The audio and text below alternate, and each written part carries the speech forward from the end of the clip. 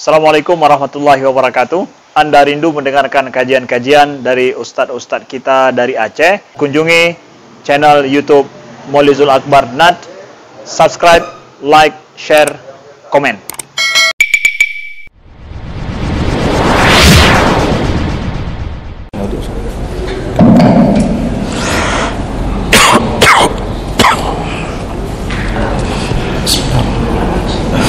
Assalamualaikum warahmatullahi wabarakatuh.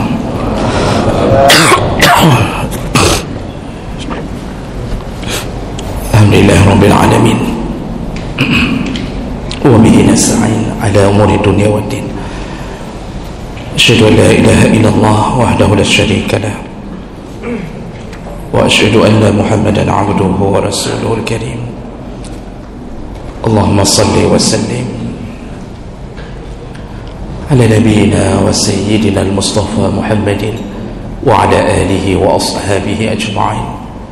أما بعد، رب اشرح لي صدري ويسر لي أمري واحلل عقدة من لساني يفقهوا قولي.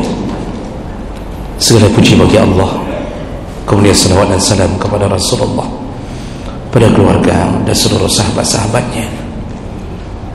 Bapak Ibu jamaah salat maghrib dan isya yang Allah muliakan, insyaAllah kita sedang membahas adabul libas wazina, yaitu adab berpakaian dan berhias. Dan kita baru membahas adab yang pertama, yaitu pakaian wajib yang tertutup aurat.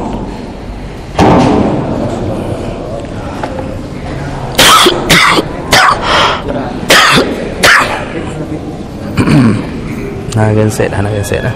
Anak genset lah. Oh, dah preman tak ada. Ada Jawa ya roleh. Oh iya ya. Nanti semua.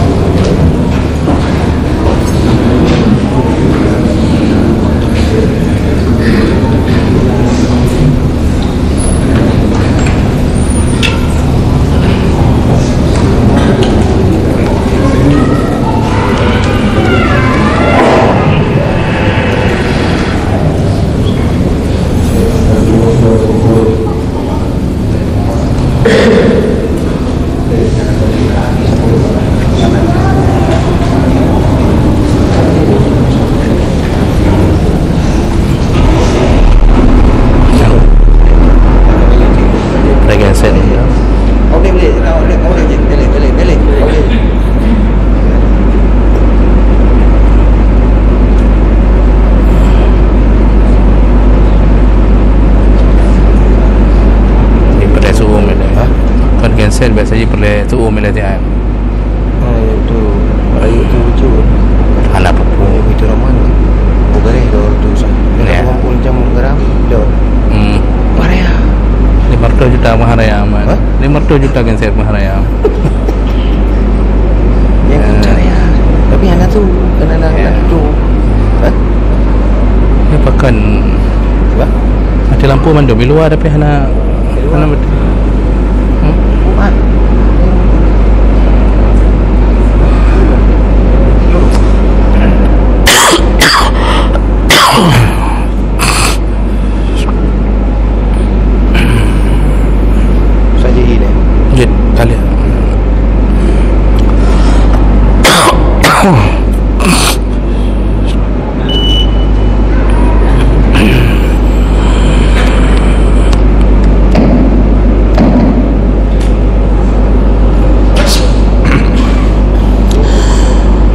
ibu yang Allah muliakan,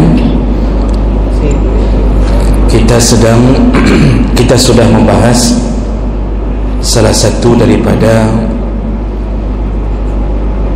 jenis-jenis aurat yang harus dijaga. Yang sudah kita bahas yaitu aurat perempuan di hadapan laki-laki yang bukan mahramnya. Sebelum itu juga kita sudah bahas bahwa aurat perempuan seluruh tubuhnya kecuali wajah dan kedua tapak tangannya. Kedua tapak tangan ini zahir dan batin. Mazhab Hanafi menambahkan juga boleh nampak kaki dari perempuan dalam mazhab Hanafi. Dan apabila perempuan berhadapan dengan laki-laki asing yang bukan mahramnya, maka tidak boleh nampak kecuali wajah dan kedua tapak tangannya.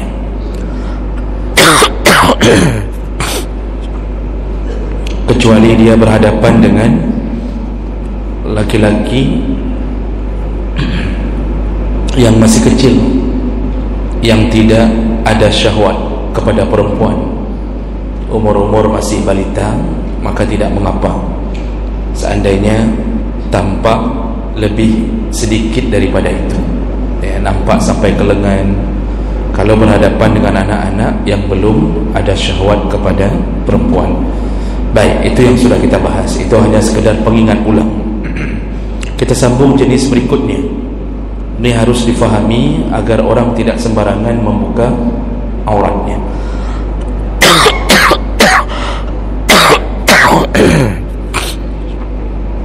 Berikutnya yaitu auratul mar'ah al-muslimah bin nisbah lil ajnabiyah al-kafirah.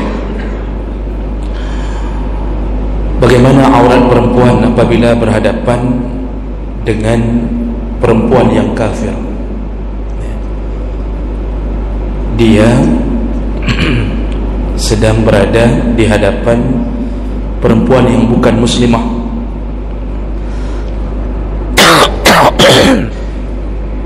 Maka sebatas mana auratnya? Zahaba jumhurul fuqaha. Menurut jumhur fuqaha Hanafi, Maliki dan pendapat yang paling kuat dalam mazhab Syafi'i,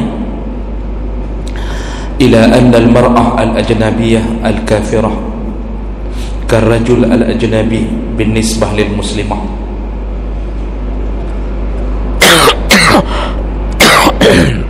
Perempuan yang muslimah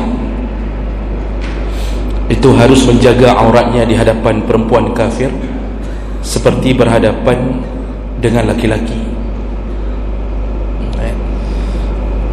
Fala yajuzu an tanzura ila badaniha wa laysa lil muslimah an tatajarrad baina yadayha. Perempuan kafir hanya boleh melihat perempuan muslimah seperti laki-laki asing melihat perempuan.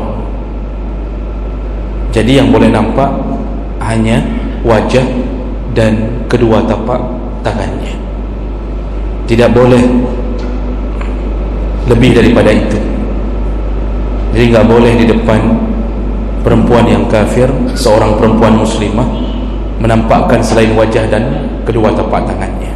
Otomatis di depan perempuan kafir berjilbab sempurna, pakaian sempurna, walaupun itu teman satu kos.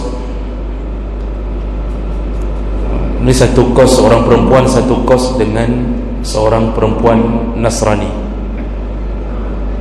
di dalam kamar, itu tidak boleh membuka aurat.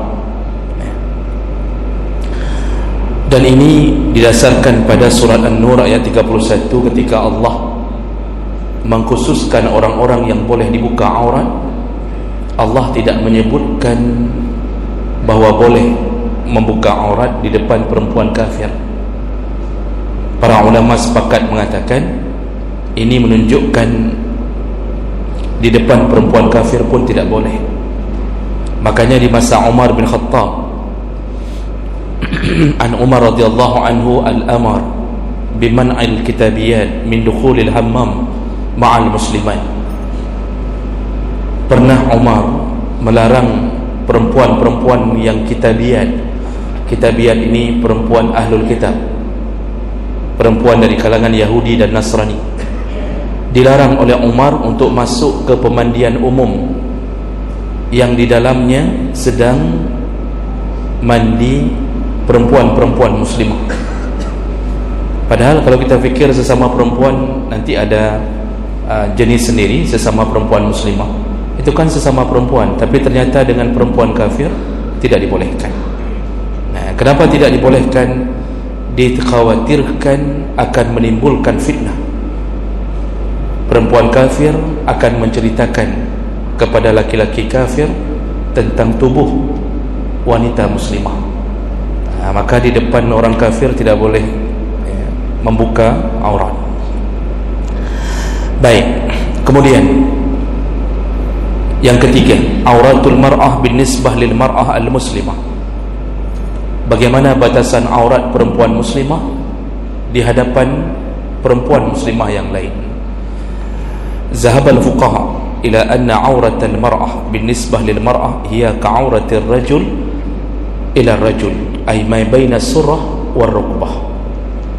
Sesama perempuan muslimah dibolehkan menampakkan aurat seperti laki-laki dengan laki-laki, yaitu ma baina surrah war rukbah, yang harus dijaga di antara pusar dan lutut. Itu yang tidak boleh nampak. Jadi sesama perempuan muslimah satu kos, satu kamar, boleh. Maksud boleh nampak bukan dinampakkan, bukan dipamer-pamerkan. Boleh nampak selain batasan antara pusar dan lutut.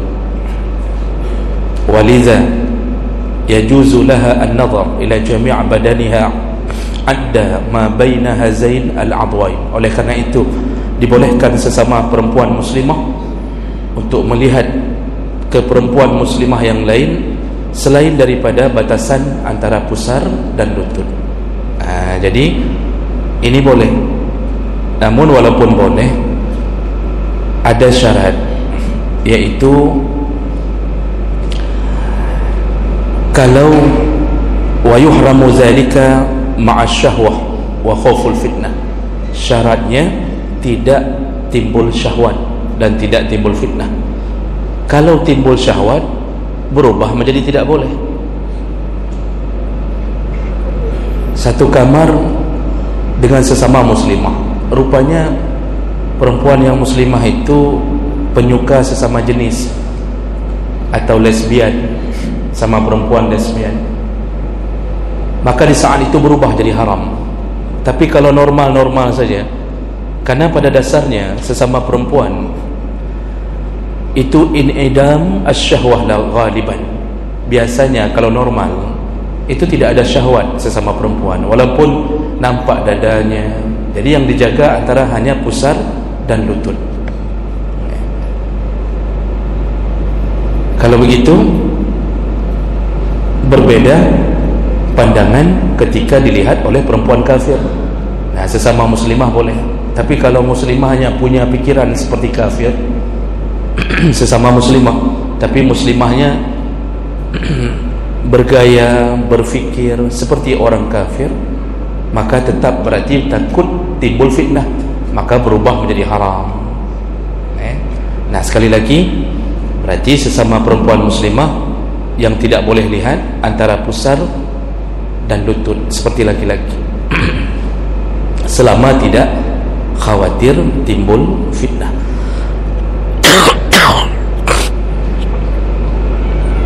Berikutnya, auratul mar'ah binisbah lil maharim. Bagaimana batasan aurat perempuan di hadapan mahramnya? Batasan aurat perempuan di hadapan mahramnya. Jadi perempuan itu kalau di hadapan anaknya sendiri, di hadapan adik lelakinya, di hadapan ayahnya, baik yang berhubungan dengan nasab ataupun disebabkan ridha atau radha'ah, saudara sepersusuan. Nah, itu bagaimana auratnya? Ya. Qala al-Malikiyah wal Hanabilah, kalau menurut mazhab Maliki dan Hanbali, inna auratal mar'ah binisbah ila rajulin mahram laha hiya ghairal wajh wal ra'si wal yadain wal rijlain. Seorang perempuan kalau berhadapan dengan mahramnya sendiri, anak laki-lakinya sudah SMA, suaminya, oh ini bukan cerita suami, nanti karena ada bab sendiri. Kalau suami itu nanti ada bab sendiri. Di hadapan ayahnya, di hadapan mertuanya, mertua itu mahram selama-lama, di hadapan anak kumannya, keponakan sendiri, itu kan mahram selama-lama. Nah, bagaimana auratnya? Menurut Hanafi, Maliki dan Hanbali, auratnya selain auratnya yang boleh dilihat, yaitu wajah, kepala, kedua tangan dan kedua kaki. Ini menurut mazhab Maliki dan Hanbali. Jadi yang boleh terbuka di hadapan mahram itu kepala, berarti leher boleh nampak, kemudian wajah, lalu kemudian dua tangan. Jadi dua tangan dari ujung tangan sampai ke bahu, itu boleh nampak. Jadi pakai celana, pakai baju agak kensi sedikit dibolehkan di hadapan anak. Kemudian warijlain, dua kaki, otomatis termasuklah mungkin betis, boleh nampak di hadapan mahram. Fayuhramu 'alaiha kashfu sadraha wa sadiyaiha wa nahwa zalik. Menurut Maliki dan Hanbali tidak boleh nampak selain daripada itu. Jadi ketika memberi susu anak, kalau menurut Hanbali dan Maliki enggak boleh nampak, walaupun abang dari si bayi yang lihat, tidak boleh.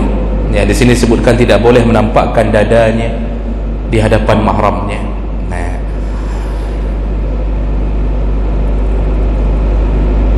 Wa yuhramu ala maharimiha ka abiha ru'ya hadhihi al-a'dha minha wa in kana min ghairi syahwah wa talazzud.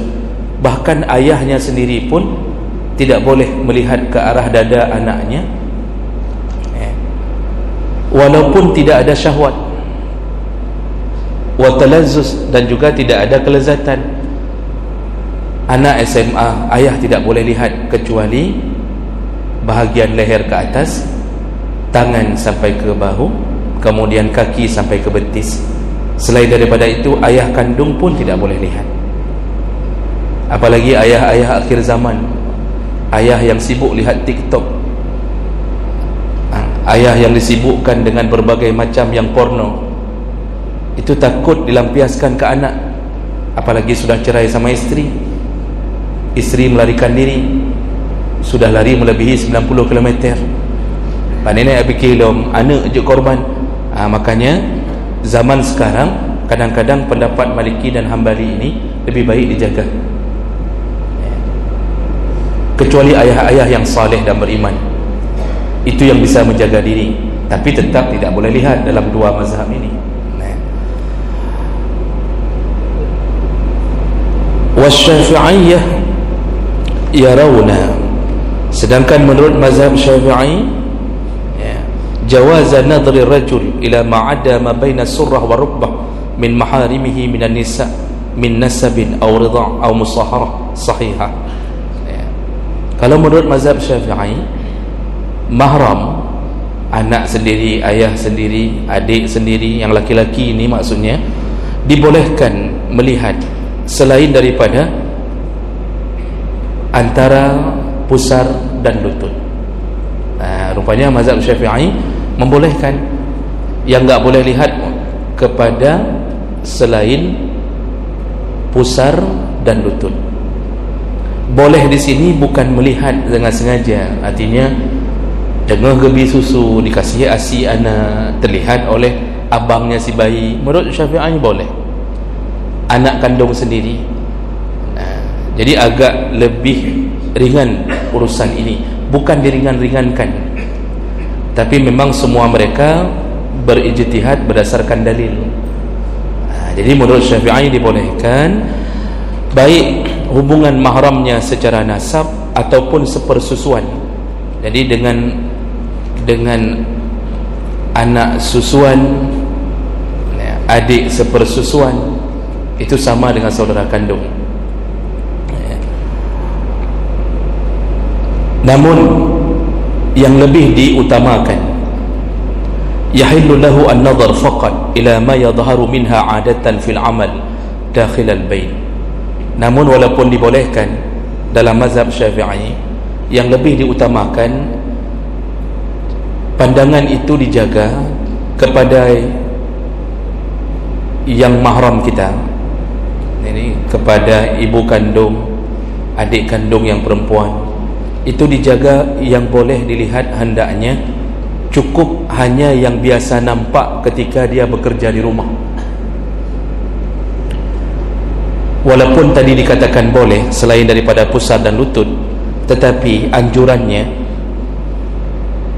jangan sampai salah faham seorang ibu gara-gara mendengarkan pandangan ini, lalu dia suka-suka di rumahnya, dia pakai celana cuma antara pusar dan lutut, lalu dia melehun di rumah. Di situ anaknya sudah kuliah semester 4, semester 5, lihat mamaknya kalau lagi urung pungo dalam rumah. Itu tidak dibolehkan juga. Artinya bukan memamer-mamerkan. Makanya dinasihati walaupun boleh, tapi lebih baik cukuplah yang boleh nampak, yang biasa nampak ketika bekerja. Jadi seorang perempuan kalau bekerja di rumah, dia yang biasa nampak apa? Yaitu ar-ra's, leher sampai kepalanya. Jadi pakai baju batik, nampak leher ya, sampai ke kepalanya, tidak pakai jilbab. Waliyad ilal mirfaq, nampak tangan sampai ke siku, kemudian kaki sampai ke lutut. Nah itu kalau dia sedang mencucikan, itu bak getila ija nampak lutut. Ketika sapu, ketika masak, perempuan itu kan enggak mungkin berjilbab terus-terusan di rumahnya. Nah hal-hal begitu yang dianjurkan. Walaupun lebih daripada itu boleh, tetapi tidak dianjurkan untuk dipamerkan atau dilihat. Nah, begitu di dalam mazhab Syafi'i. Jadi ceritanya, kalau pertanyaan 2 minggu yang lalu, bagaimana seorang ibu menyusui, bolehkah dilihat oleh anak kandungnya, abang-abangnya, abang daripada si ibu atau abang daripada si bayi? Jawabannya dalam mazhab Syafi'i ternyata boleh, namun tidak dianjurkan, lebih baik ditutup. Ya, karena ada itu tipe-tipe perempuan yang lahir-lahir itu apa bahasa Indonesia? Lahir itu enggak ada aturan, Pak. Kayak gitu pakai baju menan-menan laju, Pak. Itu nampak lah, itu ada yang begitu. Nah, itu tidak dianjurkan walaupun dengan mahram sendiri. Sedikit lagi berikutnya, auratul rajul binisbah lirrajul. Bagaimana batasan aurat laki-laki dengan sesama laki-laki? Nah, ini yang perlu kita ketahui. Selama ini mandi rame-rame di sungai, itu ada yang cuma pakai celana dalam, bahkan ada yang enggak pakai apa-apa. Nah, yang pakai cuma koteka saja. Bolehkah laki-laki cuma memakai celana sempak ketika mandi beramai-ramai dengan sesama laki-laki? Auratul rajul binisbah ila rajulin akhar sawa'un kana qariban lahu aw ajnabiyan anhu iya ma baina surratihi ila rukbatihi 'inda al-Hanafiyah. Yang pertama, menurut mazhab Hanafi, aurat laki-laki sesama laki-laki, baik dia saudara dekat ataupun orang asing, maksudnya kafir, tidak ada hubungan kerabat, auratnya yaitu di antara pusar dan lututnya. Jadi menurut mazhab Hanafi, di antara pusar dan lututnya. Dan ini didasarkan kepada beberapa hadis Nabi. Di antaranya Rasulullah mengatakan, ma tahta surrah aurah, semua di bawah pusar itu aurah. Lalu ditegaskan dalam hadis yang lain, ar-rubbah minal aurah, lutut pun termasuk aurah. Hadis-hadis ini dijadikan landasan oleh mazhab Hanafi. Laki-laki dengan laki-laki tetap enggak boleh nampak antara pusar dan lututnya. Wa Syafi'iyah wal Hanabilah, menurut mazhab Syafi'i dan Hanbali, yarawna anna ar-rukbah was-surrah laysata min al-aurah fi ar-rajul wa innama al-aurah ma bainahuma faqat. Sedikit beda, sedikit cuma bedanya. Mazhab Syafi'i dan Hanbali mengatakan pusar itu garis pusar, garis lubang pusar, dan lutut itu bukan aurat. Yang termasuk aurat adalah antara pusar dan lutut. Jadi di atas lutut sedikit, di bawah pusar sedikit. Itulah yang menjadi aurat sesama laki-laki. Jadi sedikit cuma bedanya, garisnya cuma sedikit. Kalau Hanafi dari aurat sampai lutut, aurat dan pusar dan lutut aurat. Mazhab Syafi'i, pusar dan lutut bukan aurat, tapi di antara keduanya yang aurat. Jadi menyota tarik garis itu cuma turun sedikit saja dalam pandangan mazhab Syafi'i dan Hanbali. Nah, Bapak Ibu yang Allah muliakan, sama juga pandangan dari mazhab Malik. Mazhab Malik juga melihat bahawa auratul rajul binisbah lirajul ma baina surrah wa rukbah, di antara pusar dan lutut. Jadi ini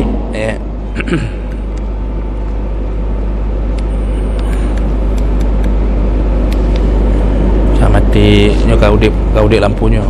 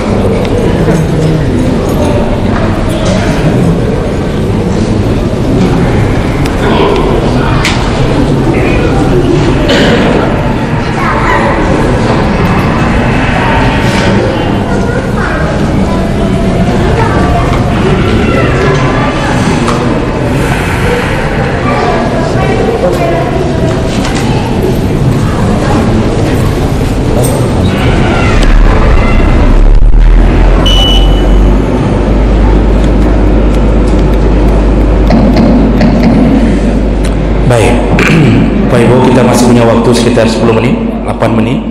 Saya berhenti di sini karena gangguan cuaca sehingga penerbangan kita sedikit terganggu. Jadi kita maklumi saja. Jadi intinya bahwa sesama laki-laki pun tidak boleh melihat di antara pusar dan lutut. Maka semua yang terjadi selama ini itu dosa besar. Yang main futsal, pulang naik motor, celana terangkat sampai nampak paha, itu semua melakukan dosa besar. Kalau kecelakaan matinya su'ul khatimah.